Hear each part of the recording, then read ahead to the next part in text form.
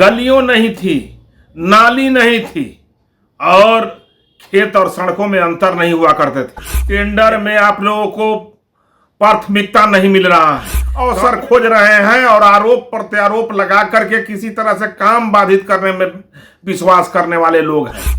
जाकी रही भावना जैसी, प्रभु मूरत देखी तिन तैसी, घपले घोटाले से जन्मे हुए आपका पूरा पार्टी है, आपका भी नियत ऐसा ही है बाबू सुधाकर सिंह।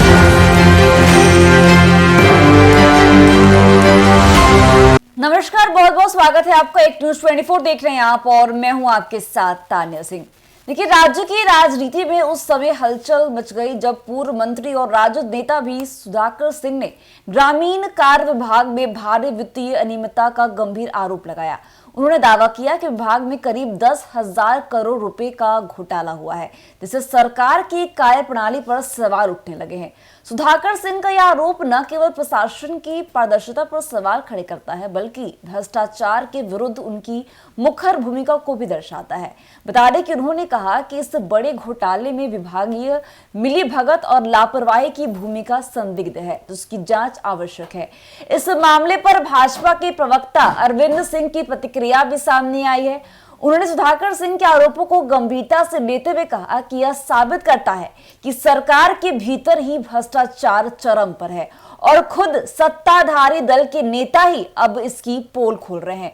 बता दें कि अरविंद सिंह ने कहा कि सुधाकर सिंह का बयान राजद और महागठबंधन सरकार की विफलता का प्रमाण है। उन्होंने मांग की कि इस पूरे प्रकरण की निष्पक्ष और स्वतंत्र जांच कराई जाए ताकि सच्चाई सामने आ सके।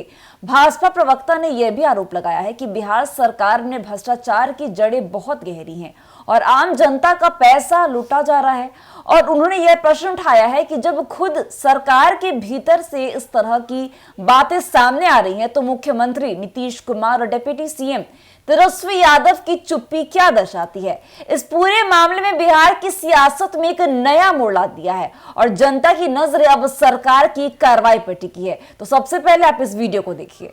श्री सुधाकर सिंह जी ग्रामीण कार्य विभाग पर 10,000 करोड़ का घोटाला का आरोप लगाया है। श्री सुधाकर सिंह जी जाकी रही भावना जैसी, प्रभु मूरत देखी तिन तैसी।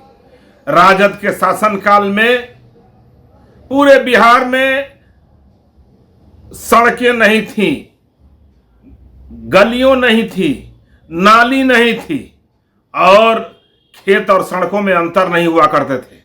लेकिन पूरे बिहार में आज कोई ऐसा सड़क नहीं है जो चलने लायक नहीं हो, जिसमें गाड़ी नहीं चल सकती हो।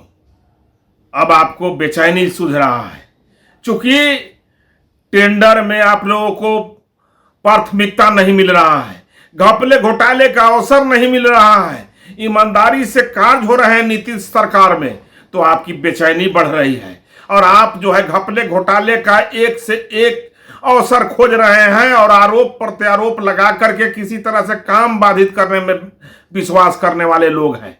जाकी रही भावना जैसी, प्रभु मूरत देखी तिन तैसी, घपले घोटाले से जन्मे हुए आपका पूरा पार्टी है, आपका भी नियत ऐसा ही है बाबू सुधाकर सिंह जी। तो देखा आपने कि इस मामले ने बिहार की राजनीति में हलचल मचा दी है। एक और जहां पूर्व मंत्री सुधाकर सिंह के गंभीर आरोपों ने सरकार की कार्यप्रणाली पर सवाल बड़े कर दिए हैं, तो वहीं दूसरी ओर भाजपा ने इन आरोपों को मुद्दा बनाकर सरकार को घेरने की कोशिश शुरू कर दी है। अब देखना यह है कि सरकार इन आरोपों पर क्या कदम उठाती है और क्या इस घोटाले की निष्पक्ष जांच करवाई जाएगी या नहीं। जनता को जवाब चाहिए और आने वाले समय में यह मुद्दा बिहार की सियासत में कितना असर डालेगा, यह देखना काफी दिलचस्प होगा। तो वैसे अपडेट्स के लिए बने रहिए हमारे साथ और देखते रहिए एक न्यूज 24। दीजिएगा इजाजत, धन्यवाद।